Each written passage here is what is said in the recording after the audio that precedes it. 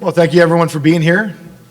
I know it's somewhat, well, I don't know if I'll say eventful, but it's another day here in Albany. I want to thank my colleagues in the Republican Conference who are here today. I want to thank them for their patience. I want to thank them for their commitment to being a part of this process, even though the majorities do their best to try and prevent us from impacting the negotiations. But we have a job to do. We're ready to do it.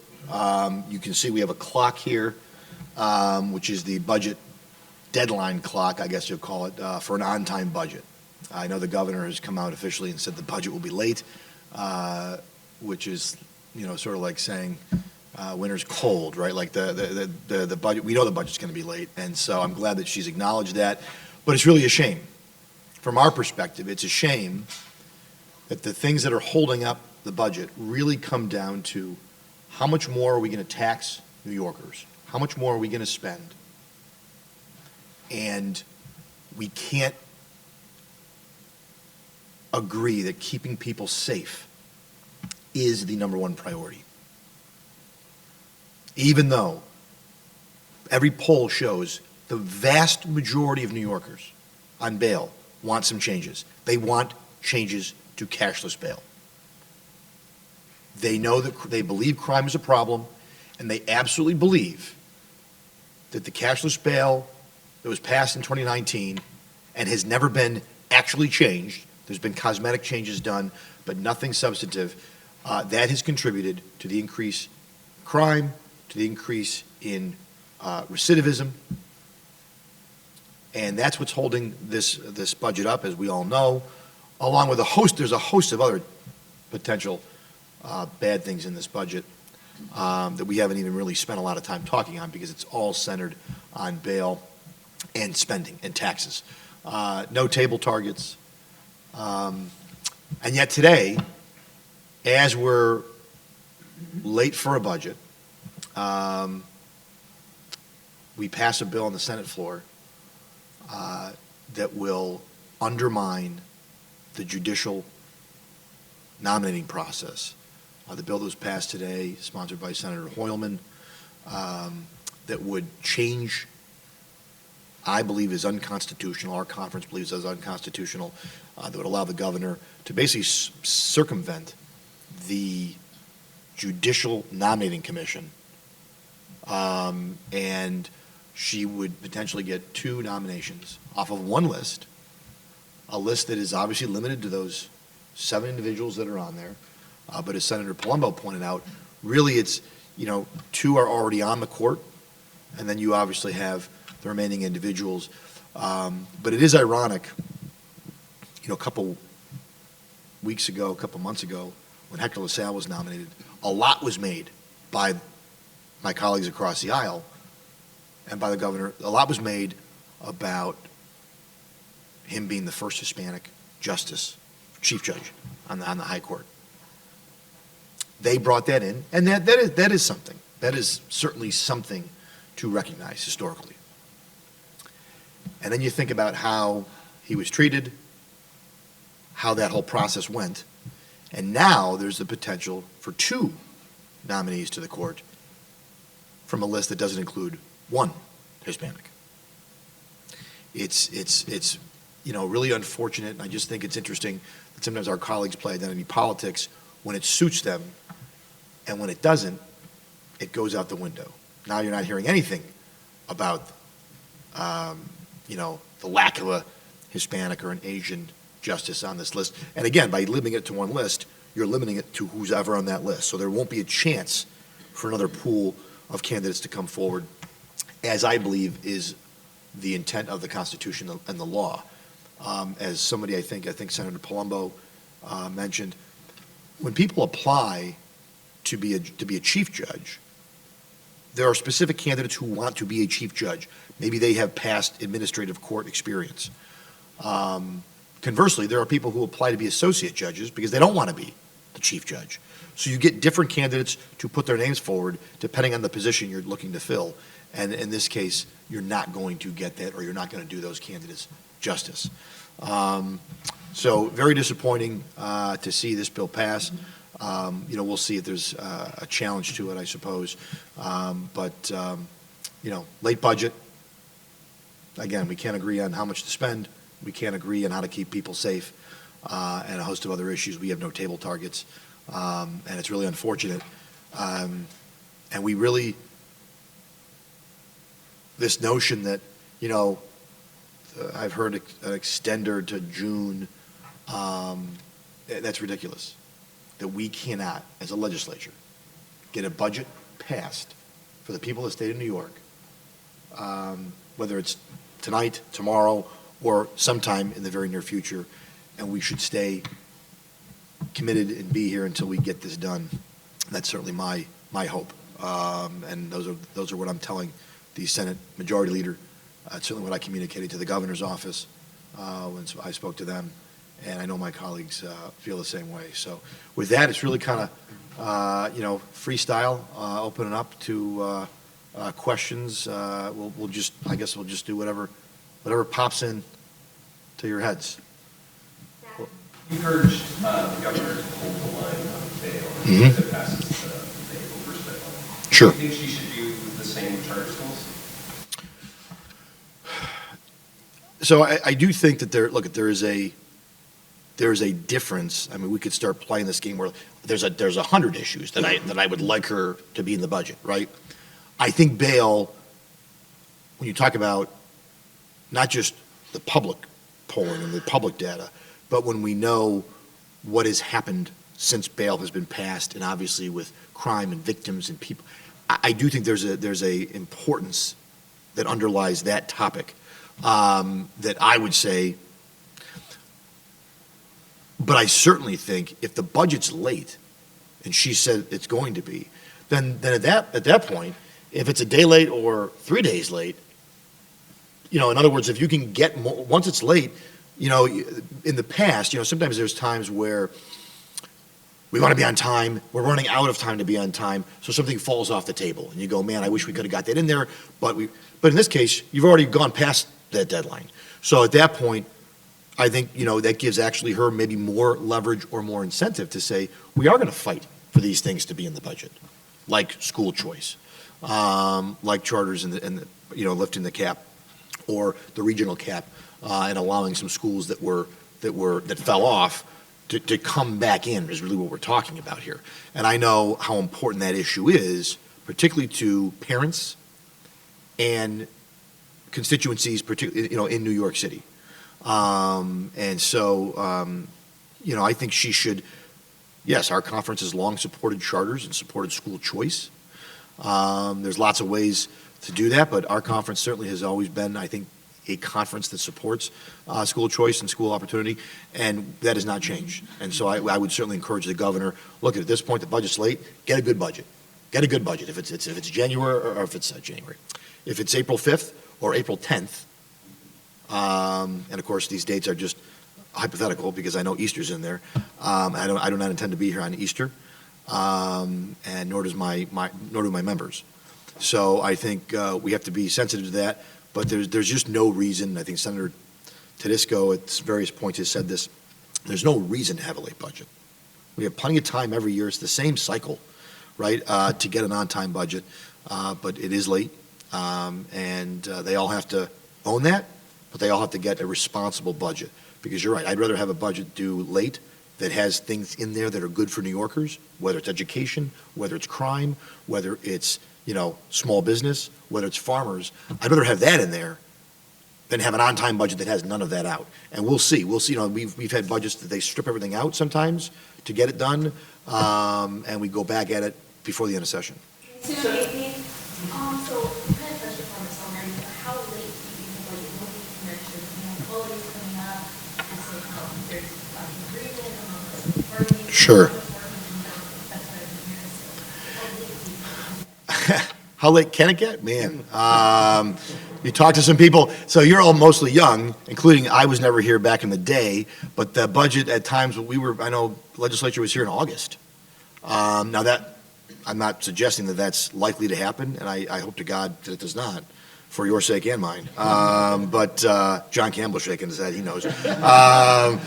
It gets pretty humid up here, I'm sure, in August, John? So, no, but yeah, that's true. That's true. But, the problem, and when we were in the majority, and I remember we still talk about this, the problem is once you go past the deadline, what I said, then it could get easier, but it also could get harder. Because nothing fires the imagination quite like a deadline, right? That's what sometimes moves people to agree or compromise or get things done. Once the deadline's passed, there might be an attitude of like, well, if it's late, it's late, and so it can harden positions on both sides. And then in that case, it could go for weeks. Easter and the 2-week break around Passover and around Easter Sunday does complicate, I think, this, because if you don't have a budget before that, at some point when people go home for Easter. And maybe it just becomes more complicated logistically to get everyone back and brief bills and all of that. So there's a point where it could certainly go into late April or beyond. But we're certainly calling on our partners across the aisle to get a good budget, but to not let that happen. Senator, do you support the changes that the governor is seeking to do? Or do you think you should go further? I mean, certainly Senator Landon one of the problems in New York City is stores and shopping. Yep. And it seems like not so focused on low crime. Sure. So we actually, I think our conference has a bill that would actually specifically address the shoplifting piece, So I think on that one, there could be another way to do it now outside the budget. The political likelihood of that certainly might go down because my colleagues, unfortunately, have shown, right now that we have a late budget around removing a sentence that says least restrictive means, right? That's really what's going on. So the idea of adding more penalties for small crimes, they seem to want to go the other direction. A policy agenda is to go the other way, and just these are small crimes. You see in other places around the country, carjacking is not going to be. There's a difference clearly of opinion. Our conference obviously thinks that, especially in New York City, but I would say across the state, small business retailers, to say to them that we're not going to basically prosecute or go after shoplifters. Who's going to want to shop there? What law-abiding citizen wants to shop there, first of all? And it's already hard enough to, New York State does a pretty good job of shoplifting from our small businesses. I don't know that we want to encourage, actual shoplifting, right? So I just, I don't know. So I think we certainly would like to go further. I think specifically we would like to, kind of with other states that have done cashless bail changes, where judges are allowed to consider, a dangerousness standard. If somebody's been arrested 5 times in the last month, maybe that's a consideration for a judge. Not only that, but the safety of that individual as well as the safety of others, because we know there's times that they get desk appearance tickets, and we're clearly putting either people they live with or people that they are in a relationship with in harm's way, because they are then released on a desk appearance ticket after being arrested for whether it's domestic assault or domestic violence or whatever it is. So I think we would support going further, and I want to be very clear about that. And that was our case from the very beginning. But I think 2 things can be true. We support going further than the governor has proposed, but that does not mean that what she's doing would be unhelpful. And every DA and police officer I've talked to has said it's better than nothing, which is what our colleagues want to do, nothing. And I would argue they want to go even further the other direction, which is even worse maybe than nothing. If the budget's late on Monday and there's an extender that comes to your desk, should that extender include the legislature being paid while the budget's still finalized? No.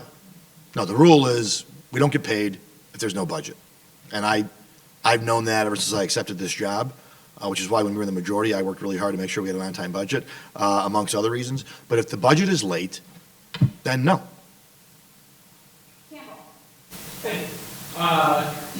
So why, in terms of the budget deadline, there's not a ton of practical impact for missing that so long as there's an extended place. Sure. So why should the average New Yorker care about missing that budget deadline? Well, so I'll say this. First of all, it's the law. It's a law that we at some point set, right? That's the state fiscal year. It's our own deadline. When I was mayor, when I was in the military, a lot of times I would give, when can you get this done? They set the deadline. If they miss their own deadline, that's maybe a larger issue, right? So I think it's also about confidence in state government, confidence that the state government that you elected can function, that the trains can run on time, so to speak, right? That things can get done. A lot of local governments and small businesses, but I'll use local governments. I was a mayor. We have a lot of local. You don't have the option of having a late budget. You got to get people paid. You got to get things done. Now I know we can get the extender, which gets workers paid and sort of averts maybe the worst of like a government shutdown, if you would. But I think New Yorkers should. There's not always a lot of pride when I travel around the state that New Yorkers have in their state elected officials in government. And we have to own some responsibility of that, the collective we. And this is one of those ways that it doesn't help with that because we're late and then we're just up here on the public dime, right? I mean, we're up here and so I just think we owe it to the public to be serious, to be here, to get a budget on time or as close to on time. But the idea that it could be weeks or months late, I think that should bother all New Yorkers just on the principle. So last year, the legislature was surprised by additional funds added to the budget for New York and Are you guys wary of these surprises that have come down the Alexis, I'm always wary of surprises in Albany, and I'm a big believer that in this business there are no good surprises. There are only bad surprises, as far as I'm concerned, particularly around the state budget. But yes, I think right now, the budget would be a surprise, right? Because there's not even a budget bill. So right, I think we'd all be surprised potentially by what's in there, what might fall out. The level of spending, are we going to tax Netflix and Hulu? Are we going to tax Amazon deliveries and Uber rides? Is bail in? Is it not in? So all of these things I think are potentially surprises. But I think the worst surprise is that there is no budget, unfortunately. Maybe that's not a surprise at this point, but yeah, that is. And even if there's an extender, does she put in? Some of you that have covered this know that there can be legislation in extenders, sort of poison pills maybe that are in those extenders, and that has to be obviously voted on. So we'll be keeping an eye on any extender as well as far as the language. If it's just a straight fund the government, that's one thing. But if there's policy in there, that's more problematic. Leader, if I can add to that. Yeah, please. Senator O'Mara, of course, our finance record. On surprises, we just had a finance committee meeting where we moved the first of the budget bills, the debt service bill. The debt service bill in it has $3.5 billion to pay existing debt in the state, our obligations. The bill that was passed, the debt service bill, has authorization up to like $15 billion.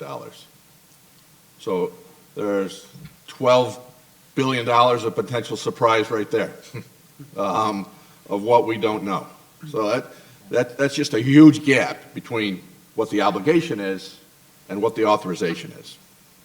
Thank you, Senator. Hey, So the governor, to make up the increase of immigrants and Mhm. asylum seekers coming to the state, included $1 billion in the proposal to address that. And so I know that the Senate, Senate and House proposal included $30 million more for legal defense Mhm. for these kinds of cases and to ensure that there's counsel representation funding that, even more than the governor has. Right. What do you think about that? Well, not surprisingly, that we object to that, certainly the increase in funding. I've objected to that funding for a long time because we have to understand that what we do here, this is a great example, is why we have this migrant crisis to begin with. Now, there's a larger issue, obviously, southern border, and there's larger sort of national issues that have exacerbated this. But when New York City says we're a sanctuary city, when New York State says we're a sanctuary state, then we can't be surprised when illegal citizens, illegal immigrants or others come here. And then we can't be surprised that there's a tab that comes with that. There's a bill that comes with that. And we don't support that. We don't support being a sanctuary state. Certainly I don't.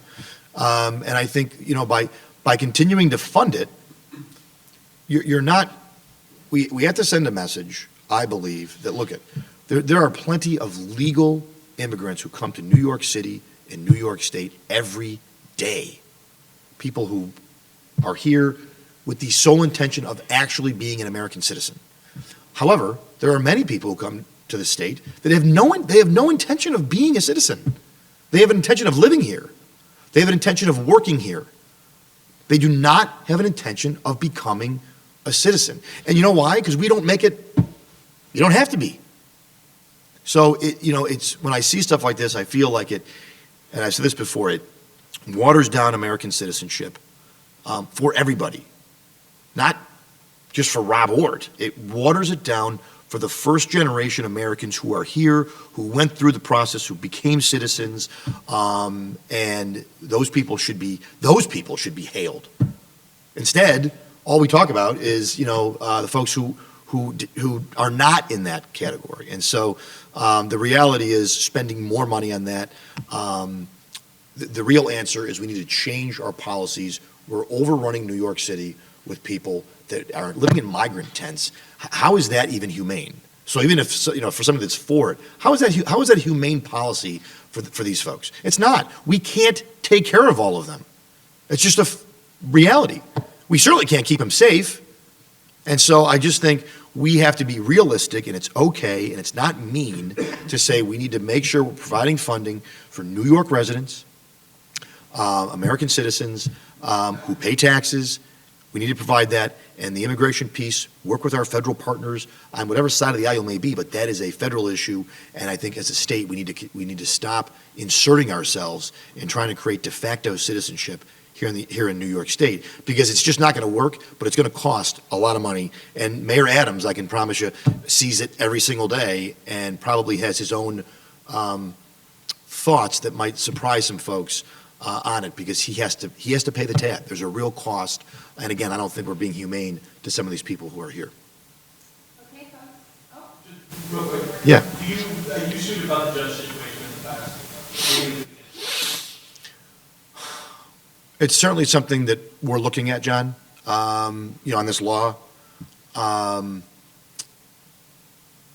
law, I think itself, I do believe in talking to some attorneys, is unconstitutional. There may be other groups that also might be interested in bringing a lawsuit. I have to consider very openly the earlier lawsuit was pro bono. We did not have to expend dollars. And that's a consideration for me, as I'm sure it is for a lot of people who bring lawsuits or don't bring lawsuits. So that's a consideration. Obviously, the constitutionality is a consideration, and then who the governor, this next nominee, also I think factors into that determination as to who the governor picks, because the what is what we did today, the process. And our conference has stood for a long time that this process should be done a certain way. It should be handled a certain way. And the process, the integrity of that is very important. But the who is also important, meaning who ends up on the court, their previous rulings, their view on the law. Do they want to be an activist judge, or as some of my colleagues said, are they interested in widening the strike zone? Or are they interested in enforcing the law, interpreting the law as it's written, protecting the integrity of the law, which means not going with the political whims of the moment, but really, calling it down the zone. So that's a big consideration for us. We're, as a conference, going to look at options on that, but we are also, and I've communicated this to the governor, we are very interested, as we were the first time, in being a part of the process of how any of these nominees gets to the court or does not get to the court. And I am confident that I think the governor and her team, and I don't say this with any degree of condescension, I think they learned a lot from that first go-around and as well they should. And hopefully they don't repeat the same mistakes on the second go-around. And hopefully our conference can be part of that process from the beginning, and we can get a judge, maybe two, who are going to be in keeping with the reputation of the highest court in the state. Great, thank you. I can't, yeah, it's okay. That's okay. And with regard to the legislative budget, how do you see the power dynamics playing out between Governor Hochul and the Democrats in the legislature? I mean, is this at this point the only leverage that she has to delay the budget so that she can get her?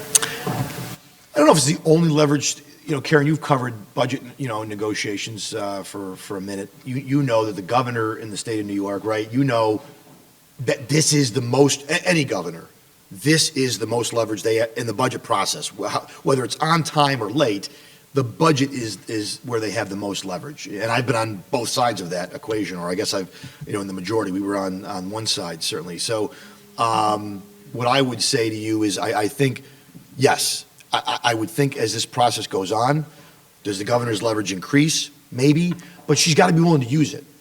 Leverage and power, or however you want to phrase it, it only matters if the person who wields it knows how to apply it to get what's best, not for them, but for the people of the state of New York. And so that's, certainly what I would call on the governor, is to use whatever leverage she has to get a good budget for the people of the state of New York, the people who are going to pay for this budget. So the people who are going to fund $230+ billion, the people who are afraid to ride the MTA, the people who aren't sure if they can keep their small business here, the person who's not sure if his family farm will survive. Let's get a budget for those people, and not just for certain special interests as well. So hopefully she uses whatever leverage she has to get that budget. It's going to be late, but we still have a chance to get a responsible budget for the people of New York. Thanks, guys.